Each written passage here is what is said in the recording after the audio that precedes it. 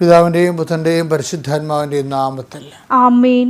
അമ്മേ പരിശുദ്ധമ്മേ, അമ്മേ പരിശുദ്ധമ്മേ, ദൈവമാതാവേ, ദൈവമാതാവേ, കൃപാസനത്തിലൂടെ ഞങ്ങൾക്കും ഞങ്ങളുടെ ദേശത്തിനും അമ്മ മധ്യസ്ഥം തേടി തന്ന എല്ലാ അനുഗ്രഹങ്ങൾക്കും കൃപകൾക്കും ഞങ്ങളിപ്പോൾ ഹൃദയം നിറഞ്ഞ നന്ദി പറയുന്നു. അമ്മേ പരിശുദ്ധമ്മേ, ദൈവമാതാവേ, 2004 ഡിസംബർ 7 ഉച്ചകഴിഞ്ഞ് 2:30 കൃപാസനത്തിൽ സംഭവിച്ച അമ്മയുടെ പ്രത്യക്ഷപ്പെടലിനെ കുറിച്ച് തിരുസഭയ്ക്ക് സമർപ്പിച്ചിരിക്കുന്ന പഠനരേഖകളുടെ മേൽ സഭാത്മകമായ പഠനം ആരംഭിക്കുവാൻ ഞങ്ങൾ അങ്ങയോട് താഴ്മയോടെ പ്രാർത്ഥിക്കുന്നു. അമ്മേ പരിശുദ്ധമ്മേ, ഭൂസ്വർലോകങ്ങളുടെ രാജ്ഞിയായ അങ്ങയ്ക്ക് ഭൗമസംരക്ഷണത്തിനായി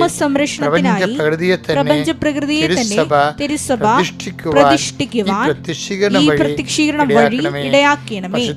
പരിശുദ്ധമേ, ജപമാല മാതാവേ, സകല കൃപാസനം പ്രാർത്ഥനകളോട് ചേർത്ത് ഞങ്ങളിപ്പോൾ പ്രാർത്ഥിക്കുന്ന ഈ കുടുംബത്തിന്റെ പ്രത്യേക നിയോഗം പരമക്കളെ.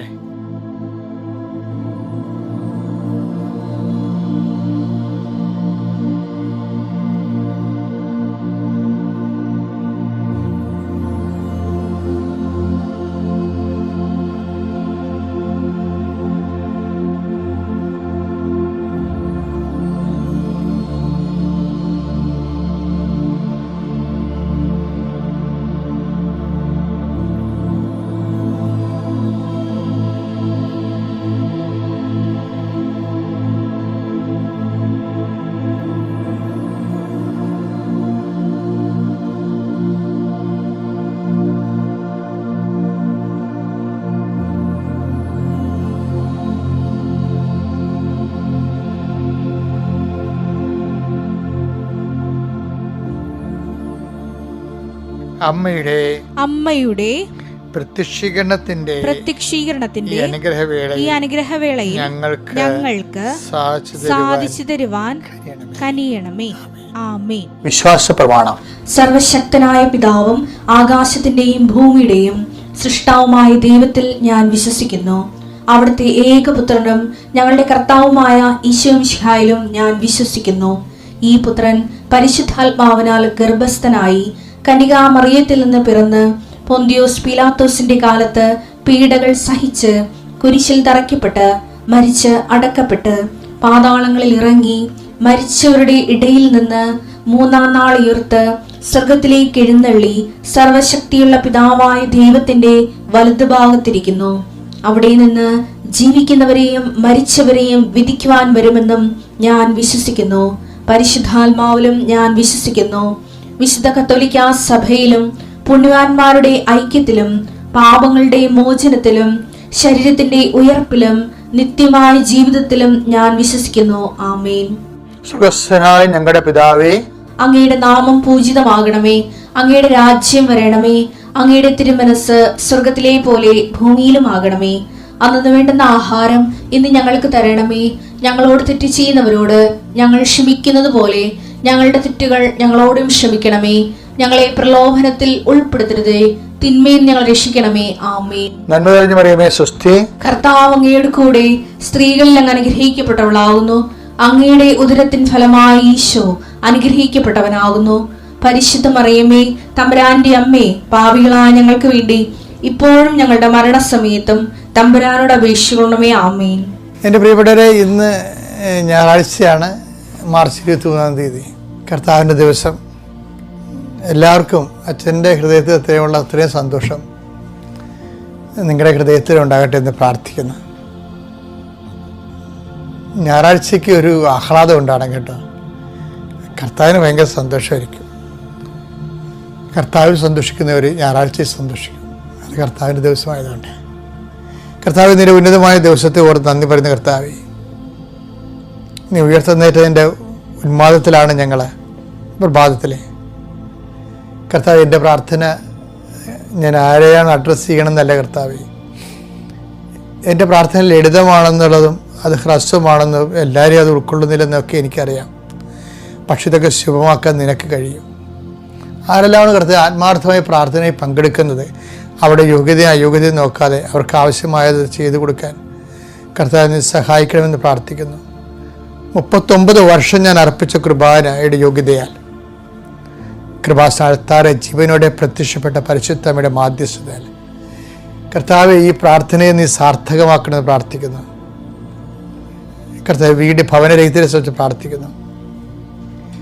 വിവാഹത്തിന് വേണ്ടി ഒരുങ്ങുന്നവരെ, നോൻപ് കഴിയുമ്പോൾ വിവാഹത്തിന് വേണ്ടി ഒരുങ്ങുന്നവരെ സംബന്ധിച്ച് പ്രാർത്ഥിക്കുന്നു. വിവാഹത്തിന് വേണ്ടിയുള്ള സാമ്പത്തികം സമാഹരിക്കാൻ വേണ്ടി കഷ്ടപ്പെട്ട് സമ്പാദിക്കുകയും അത് അതിൻ്റെ പരിശ്രമങ്ങൾ പരാജയപ്പെടുകയും ചെയ്യുന്നതിൻ്റെ വേദനകളെ അനുസ്മരിച്ചുകൊണ്ട് പ്രാർത്ഥിക്കുന്നു. ഒത്തിരി പരീക്ഷകൾ നടന്നുകൊണ്ടിരിക്കുന്ന സമയമാണ് ഈശോയെ. പരീക്ഷകളെ ഓർത്ത് പ്രാർത്ഥിക്കുന്നു. പരീക്ഷകളെ അതിജീവിക്കാൻ കർത്താവ് പരീക്ഷയ്ക്ക് ഉന്നതമായ വിജയം ലഭിക്കാൻ മക്കളെ ഇടയാക്കണം പ്രാർത്ഥിക്കുന്നു. അവിടെ കഴിവ് കൊണ്ടല്ല, ദൈവത്തിൻ്റെ കൃപ കൊണ്ട് അവർക്ക് കർത്താവിൻ്റെ ശക്തി അവർ പ്രവർത്തിക്കാൻ ഇടയാക്കണം പ്രാർത്ഥിക്കുന്നു. ഈശോയെ, ഞങ്ങളൊരു വർഷം മുഴുവൻ പഠിച്ചതാണ്. ഒരു ജീവിതത്തിൻ്റെ പ്രധാനപ്പെട്ടൊരു വർഷമാണ്, അധ്യയന വർഷമാണ് കടന്നു പോയിരിക്കുന്നത്. ഈ അധ്യയന വർഷത്തിൽ കർത്താവ് അവസാനത്തിൽ ഞങ്ങൾ ഹാർവസ്റ്റിങ്ങിൻ്റെ ടൈമാണ്. കർത്താവ് ഇതെല്ലാം കർത്താവ് അനേകം മക്കൾക്ക് അനുഗ്രഹമാക്കണമെന്ന് പ്രാർത്ഥിക്കുന്നു. കർത്താവ് ഒത്തിരിയേറെ തൊഴിലുകൾ ചെയ്യേണ്ടി വരുന്നവരുണ്ട്. ഞായറാഴ്ച പോലും എല്ലാം മുടക്കി കർത്താവിൽ വിശുദ്ധമായി ആചരിക്കുന്നവരുണ്ട്. അതുപോലെ ഞായറാഴ്ച കുർബാനയ്ക്ക് പോലും പോകാതെ വയറ്റിപ്പഴപ്പിന് വേണ്ടി ജോലി ചെയ്യുന്നവരുണ്ട്. ഈശോയെ, കർത്താവ് അങ്ങ് വിചാരിച്ചാൽ എല്ലാവർക്കും സത്യമായ വഴികളിലേക്ക് അവർ പറഞ്ഞു വിടാൻ കഴിയും. ആഴമായ ആധ്യാത്മികമായ ബോധ്യം ഉണ്ടാകാതിരിക്കുന്നതും പ്രലോഭനങ്ങൾ അടിക്കടി വീണത് കൊണ്ട് സ്വാഭാവികമായി ഇങ്ങനെയുള്ള പ്രലോഭനങ്ങൾ കൂപ്പുകുത്തി ഞായറാഴ്ച ഉണ്ടാക്കുന്ന വരുമാനം കൊണ്ട് കടങ്ങളുണ്ടെന്നൊക്കെ ദുർന്യായങ്ങളൊക്കെ പറഞ്ഞ് ഓരോ മനുഷ്യരും ഓരോ കാര്യങ്ങൾ ചെയ്യുന്നുണ്ട്. ഈശോയെ, അവിടെ മേലെല്ലാം കർത്താവ് ആഴമായ ആധ്യാത്മിക ബോധ്യം നൽകുകയും അവരെ നിലനിർത്തുകയും സന്തോഷിപ്പിക്കുകയും ചെയ്യണമെന്ന് പ്രാർത്ഥിക്കുന്നു. അവിടെ തെറ്റുകളെ അവർക്ക് ബോധ്യപ്പെടുത്തി കൊടുക്കണം പ്രാർത്ഥിക്കുന്നു. അതിനേക്കാൾ ഉപരി ചെയ്യാതിരിക്കാനുള്ള ഇച്ഛാശക്തി അവർക്ക് നൽകണം പ്രാർത്ഥിക്കുന്നു. കർത്താവ് ഓരോ മക്കളും പ്രതീക്ഷിക്കുന്ന ഓരോ ഡേറ്റുകളുണ്ട്. കർത്താവെ, അവർ പ്രതീക്ഷയോടെ കാത്തിരിക്കുന്ന ഡേറ്റുകൾ, ചില പരീക്ഷാ ഫലം വരുന്നതായിരിക്കാം, ചിലപ്പോൾ എന്തെങ്കിലും അംഗീകാരം ലഭിക്കുന്നതായിരിക്കാം. അത് എന്ത് തന്നെയായാലും കർത്താവെ, അങ്ങ് അത് ഏറ്റെടുക്കണം പ്രാർത്ഥിക്കുന്നു. എൻ്റെ കർത്താവിൻ്റെ ഉന്നതമായ നാമത്തിൽ യാത്രകളെ സംബന്ധിച്ച് പ്രാർത്ഥിക്കുന്നു. എൻ്റെ ഉന്നതമായ നാമത്തെ കൂട്ടായ്മകളെ സംബന്ധിച്ച് പ്രാർത്ഥിക്കുന്നു. എൻ്റെ കർത്താവ് ഉന്നതമായ നാമത്തിൽ ചില യോഗങ്ങൾ കമ്മിറ്റികളിലൊക്കെ നിർണയമായ തീരുമാനം എടുക്കേണ്ടിയുള്ളപ്പോൾ അത് അനുകൂലമായി മാറാൻ വേണ്ടി പ്രാർത്ഥിക്കുന്നു. എൻ്റെ കർത്താവ് ഉന്നതമായ നാമത്തിൽ സഭയുടെ അധികാരത്തിൽ വീട്, ജോലി, വിവാഹം, ജോലി, പഠനം, അങ്ങനെയുള്ള എല്ലാ മേഖലകളിലും കർത്താവെ മക്കൾക്ക് തകർച്ച സംഭവിച്ചിരിക്കുന്ന സ്ഥലങ്ങളെല്ലാം വിടുവിക്കാൻ വേണ്ടി പ്രാർത്ഥിക്കുന്നു. ഈശോ ജപ്തി നടപടികൾ നേരിടുന്ന ഒരു കാലമാണ് ഈശോ ഇത്. ഒത്തിരി പേര് അങ്ങ് സഹായിച്ചതിനോട് നന്ദി പറയുന്നു. ഈശോ, ഇനിയും ബാക്കിയുള്ളവർ അങ്ങ് ആശ്രയിക്കുന്നവരെ അവരെ വിടുതൽ പ്രാപിക്കാൻ ഇടയാക്കണം പ്രാർത്ഥിക്കുന്നു. എൻ്റെ കർത്താവിൻ്റെ ഉന്നതമായ നാമത്തിൽ സഭയുടെ അധികാരത്തിൽ കുരിശിൻ്റെ അടയാളത്തിൽ ദൈവത്തിൻ്റെ ശക്തിയാൽ നിങ്ങളുടെ വീട്, ജോലി, വിവാഹം, വഴികൾ, വെള്ളം, വെളിച്ചം, നിങ്ങളുടെ സർട്ടിഫിക്കറ്റുകൾ, പരീക്ഷകൾ, പഠനങ്ങൾ, നിങ്ങൾക്ക് കിട്ടാനുള്ള രേഖകൾ, കുടുംബരേഖകൾ, റവന്യൂ രേഖകൾ, എഡ്യൂക്കേഷൻ വിദ്യാഭ്യാസ രേഖകൾ, എല്ലാ രേഖകളും കിട്ടാനുള്ള വിസ പുതുക്കി കിട്ടേണ്ടവർ, പാസ്പോർട്ടുകൾ, അതുപോലെ എന്തെല്ലാം രേഖകൾ കിട്ടിയാൽ കർത്താവ് ജീവിതം ശുഭമാകും. അതനുസരിച്ച് രേഖകൾ കുടുങ്ങിപ്പോയവർ, നിന്നുപോയവർ, കിട്ടാത്തവർ, കിട്ടാൻ പറ്റാത്തതെന്ന് വിചാരിക്കുന്നവർ, കളഞ്ഞുപോയവർ, കൈമോശം വന്നവർ എല്ലാവരെയും എൻ്റെ കർത്താവിൻ്റെ ഉന്നതമായ നാമത്തെ സഭയുടെ അധികാരത്തിൽ കുരിശടയാളത്തിൽ ദൈവശക്തിയാൽ ആസ്വദിക്കുന്നു. എൻ്റെ മക്കളെ, ഇന്നത്തെ ദിവസം നമുക്ക് മാർച്ച് 23 ഞായറാഴ്ചയാണ്. നിങ്ങൾക്ക് നമ്മൾ സീരിയസ് ടോക്കാണ്. ശുഭമാക്കുക എന്നുള്ള ഒരു വിഷയത്തിൻ്റെ ഒന്നാം ഭാഗം നമ്മൾ ഇന്നലെ കണ്ടു. ഇന്ന് കാണുന്നത് ശുഭമാക്കാൻ വേണ്ടി നമ്മൾ ചെയ്യേണ്ട കുറച്ച് കാര്യങ്ങളുണ്ട്. ദൈവം നമ്മുടെ ജീവിതത്തിലെ ഉദ്യമങ്ങളെ, സംരംഭങ്ങളെയൊക്കെ ശുഭമാക്കാൻ വേണ്ടി നമ്മൾ ചെയ്യേണ്ട കാര്യങ്ങളുണ്ട്.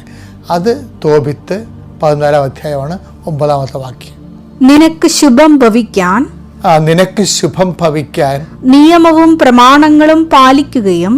നിയമവും പ്രമാണങ്ങൾ ശുഭം ഭവിക്കണമെങ്കിൽ ചെയ്യേണ്ട 2 കാര്യങ്ങളുണ്ട്. എന്താണ്? ഒന്ന് നിയമം, രണ്ടാമത് പ്രമാണം. രണ്ടും ഒന്നാണ്. ദൈവവചനം എന്നാണ് ഉദ്ദേശിക്കുന്നത്. നിനക്ക് ശുഭം ഭവിക്കുക, ഉടമ്പടിയിൽ സംഭവിക്കണം അതാണ്. നിനക്ക് ശുഭം ഭവിക്കാൻ നിയമങ്ങളും പ്രമാണങ്ങളും പാലിക്കുകയും നീതിയോടും കരുണയോടും കൂടെ വർത്തിക്കുകയും ചെയ്യണം. അപ്പൊ നമുക്ക് ശുഭം ഭവിക്കാൻ വേണ്ടി നമുക്ക് ചെയ്യാവുന്ന കാര്യങ്ങളുണ്ട്. എന്താണ്? ഒന്ന്, ദൈവവചനം അനുസരിച്ച് ജീവിക്കണം. രണ്ടാമത്തേത് എന്താണ്? നീതിയോടെ എവിടെ ചെന്നാലും നീതി ഉണ്ടാകണം. അധ്യാപകൻ ഇപ്പോൾ പഠിപ്പിക്കാതെ നോട്ട് പോലും നോക്കാതെ ചുമ്മാ ക്ലാസ്സിൽ വന്നുകൊണ്ട് കഥകളൊക്കെ പറയുന്ന അധ്യാപകരില്ലേ? എൻ്റെ കാലത്ത് കുറേ അധ്യാപകരുണ്ടായിരുന്നു. അവർ വന്നിട്ട് ഭയങ്കര നാട്ടുപുരാണങ്ങളും അതുപോലെ തന്നെ ലോകകാര്യങ്ങളും തത്വജ്ഞാനങ്ങളൊക്കെ പറയും. അപ്പം തന്നെ നമുക്ക് മനസ്സിലാവും എന്താണ് ഇവർ നോട്ട് നോക്കിയിട്ടില്ല. അതായത് വായ്ത്താളം പറയുമ്പോൾ തന്നെ പറയണ കാര്യങ്ങളൊക്കെ വല്ല പ്രഹോണ്ട് നോളജൊക്കെ ആയിരിക്കും, നീതിശാസ്ത്രമൊക്കെ ആയിരിക്കും പറയണത്, പക്ഷേ നോട്ട് നോക്കിയിട്ടില്ല. കുട്ടികളോട് കാണിക്കേണ്ട നീതി എന്താണ്? അവർക്ക് മനസ്സിലാക്കി കൊടുക്കാനുള്ള നോട്ടുകൾ പ്രിപ്പയർ ചെയ്ത് കൊടുക്കണ അത് നീതിയല്ലേ? അധ്യാപകൻ കാണിക്കേണ്ട നീതിയാണ്. പഠിച്ചുകൊണ്ട് വരുന്ന പാഠങ്ങൾ കൃത്യമായി പഠിച്ചുകൊണ്ട് വരുന്ന ആളുടെ നീതിയാണ്, കുട്ടികളുടെ നീതിയാണ്. അപ്പോൾ എല്ലാ മേഖലയിലും നീതിയുണ്ട്. ഭർത്താവായ ഓരോ തസ്തികയിലും നീതിയുണ്ട്. ഇപ്പോൾ വികാരിച്ചതിന് നീതിയുണ്ട്. ഇപ്പം എനിക്ക് എൻ്റെ ആൾക്കാരോട് കാണിക്കേണ്ട നീതിയുണ്ട്. അപ്പോൾ നീതി നമ്മൾ നടപ്പിൽ വരുമ്പോൾ അനീതിയായി പോകുന്നുണ്ടെങ്കിലാണ് ജൂബിലി വെച്ചിരിക്കുന്നത്. ജൂബിലി ഇല്ലേ? ഇപ്പം രജത ജൂബിലി, സുവർണ ജൂബിലി എന്നൊക്കെ പറഞ്ഞ് നമ്മൾ ആഘോഷിക്കുന്ന ബൈബിളിൻ്റെ നീതിയാണ്. കുറേ നാളിങ്ങനെ ഒരു 25 കൊല്ലം കർത്താവ് ദൈവത്തിന് ജീവിച്ച് കഴിയുമ്പോൾ അങ്ങോട്ടും ഇങ്ങോട്ടും ഒക്കെ ഒത്തിരിയേറെ കൊടുക്കാനും വാങ്ങാനും കടങ്ങളുണ്ടാകും. ആ കടങ്ങൾ അനീതിയായിട്ട് നിൽക്കുന്ന കാരണം ദൈവതിരുസന്നിധി നീതിയോടെ പുലരാൻ വേണ്ടി അവരൊരു കൊല്ലം മുഴുവനും അവരുടെ പറമ്പ് എന്തെങ്കിലും തെറ്റുകൾ സംഭവിച്ചിട്ടുണ്ടെങ്കിൽ പറമ്പ് കിടക്കണം, ഇഷ്ടമുള്ളവന് ആ പറമ്പിൻ്റെ ഉടമസ്ഥ അല്ലാത്തവർക്ക് കയറി അതിൽ നിന്ന് ഇഷ്ടമുള്ള എടുക്കാം. അത് അത് കിളുത്തു വന്ന സംഭവങ്ങളൊക്കെ ഉടമസ്ഥ എടുക്കാൻ പാടില്ല, അത് ഇല്ലാത്തവന് എടുക്കുക. അപ്പം അനീതിക്ക് അവർ പരിഹാരം ചെയ്യണമാണ്. ഒരു പരിഹാരം ചെയ്ത് അത് നീതിയെ സംരക്ഷിക്കുകയാണ്. ജൂബിലിയുടെ ഉദ്ദേശം തന്നെ അതാണ് ബൈബിളിൽ.